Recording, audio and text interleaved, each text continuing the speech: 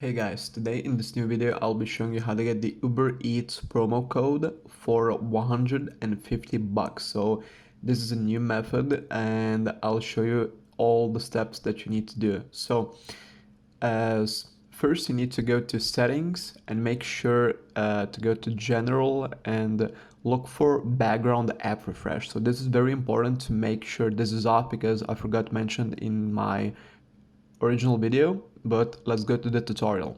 So we need to go to the website called findmycoupon.org as here.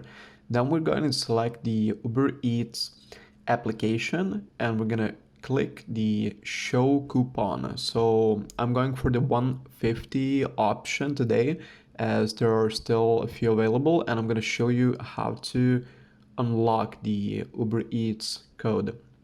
So once this website loads, we're gonna see a few options. So there are today 3 options for me. So 2 of them are not working, but the last one was completely fine. So I ended up going with the 3rd option to get the facts for the iPhone. So this is very easy. It never takes more than 5 or 10 minutes. So this one here is from the official App Store as all the apps. So we're just gonna go select the search option and search for facts from iPhone. We're gonna get the app and that should be it.